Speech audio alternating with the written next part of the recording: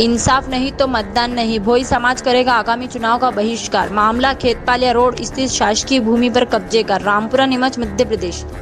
जब कोई इंसान इंसाफ के लिए शासकीय कार्यालयों में दर दर भटकता है, अपनी दरकार को जनप्रतिनिधियों तक भी ले जाता है, लेकिन जब कोई भी सुनवाई नहीं होती है और खासकर जब वह इंसान गरीब, पीड़ित, बेसहारा, बलहीन और दूसरी तरफ रसूखदार, अमीर, पहुंचवान व्यापारी हो जिसकी पकड़ शासन, प्रशासन तथा राजनीतिक में मजबूत हो, तब वह पीड़ित इंसान क्या करे, किसके पास न्याय की गुहार लगाए, यह विचारणीय प्रश्न है। हम बात कर रहे हैं उस मामले की जो विगत कई महीनों से चर्चा में है, जहां भोई समाज के समाजजनों द्वारा आगामी 13 मई को चुनाव का बहिष्कार होना सामने आया है।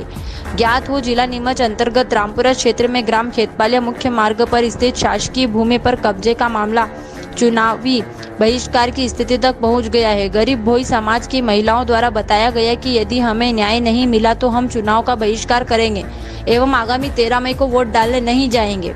हमारे बुजुर्गों के समय से इस भूमि पर हमारा परिवार खेती करते आ रहे हैं एवं शासकीय विभाग के दस्तावेजों में भी यह भूमि हमारे बुजुर्गों के नाम दर्ज है। हमने समय समय पर शासन प्रशासन के ऑफिस में जाकर गुहार लगाई, किंतु हमारी सुनवाई कहीं नहीं हो रही है, जबकि स्थानीय व्यापारी, प्रशासन और जनप्रतिनिधियों की मिली भगत हमें जबरदस्ती इस भूमि में से खदेड़ा जा रहा है और हमारे परिवार एवं बच्चों की आजीविका का एकमात्र स्रोत यह भूमि ही है।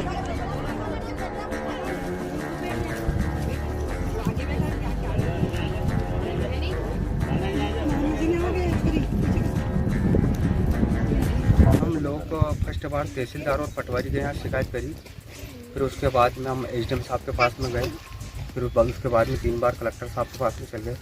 फिर ये अतिक्रमण होने के बाद में हमने पुलिस थाने में शिकायत करी है, एसपी ऑफिस शिकायत करी और विधायक जी के पास में भी गए हम, और अभी जो सांसद जी को भी आवेदन दिया हमने, और मुख्यमंत्री जी को उनको भी आवेदन भेजा, राष्ट्रपति जी को भी भेजा, पर कहीं से जवाब भी नहीं आया हमारे पास में और कहीं भी सुनवाई नहीं हो पा रही है हमारी। तो हम ये चाहते हैं कि सरकार हमारी आवाज़ सुने और गरीबों के साथ में न्याय करे।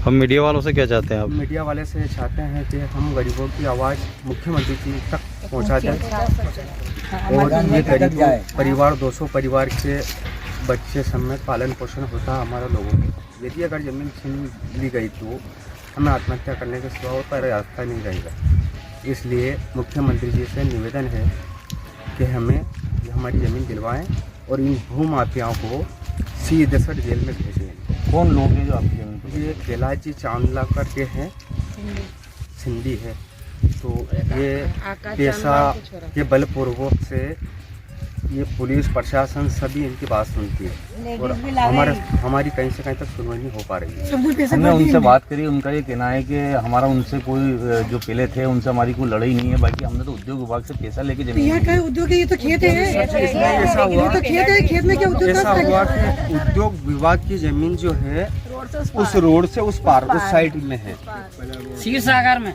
और उस उद्योग विभाग के नाम से इसमें उपजाऊ जमीन पे ये कब्जा कर रहे हैं, जबरदस्ती धमकी दे रहे हैं और जबरदस्ती जान से मारने की भी धमकी दे रहे हैं और कहीं से कहीं तक हमारी सुनवाई नहीं हो रही।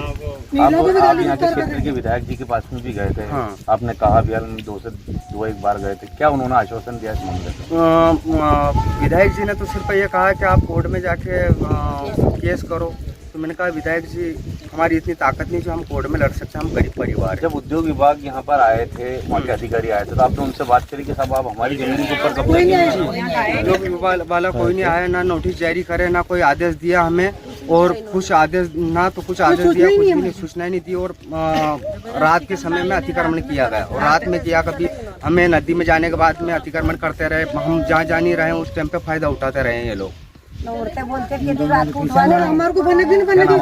मेरा नाम तेजकरण नाम है मेरा। और यहाँ पे कौन कौन लोग ऐसे हैं जिनकी यहाँ जमीन है, उनके नाम बताएं। इनमें जमीन एक तो राजाराम जी की है, जो ये उपजाऊ जमीन है इनकी, जो इनके यहाँ 2-3 साल पुरानी रसीदें भी है। एक जमीन गोवर्धन जमुना जी है, उनकी भी जमीन है जो उनकी की भी रसीद कटती है। बाकी इन जमीनों पे अतिक्रमण नहीं किया जा रहा है, ना इनको परेशान किया जा रहा है, सिर्फ हम लोग बीच में दोनों के बीच में हैं और हम लोगों के पास में पानी की व्यवस्था ही नहीं। इसी कारण से ये फायदा उठा के भू माफिया और इस जमीन पे अतिक्रमण कर रहे हैं। आपने कलेक्टर साहब के यहाँ भी गए थे, कुछ चित्र बना के भी वहाँ दिया हाँ, था और आपने वहाँ कागज भी दिए थे, तो उन्होंने आपको क्या आश्वासन दिया? नेहा मैडम अपार कलेक्टर थी, उन मैडम ने तो आदेश कर दिया था पटवारी और तहसीलदार को बोल के कि इन गरीब परिवार को छेड़ो मत और परेशान मत करो और उनको रसीदें काट के दो। उनका उसके बाद में उनको 3-4 दिन बाद में ट्रांसफर हो गया उनका झाबा। जब दूसरे कलेक्टर साहब के पास में गए तो उनने ये बिल्कुल हमारी बात सुनी नहीं और बिल्कुल कहीं से कहीं तक कोई ध्यान नहीं लगा इस बात।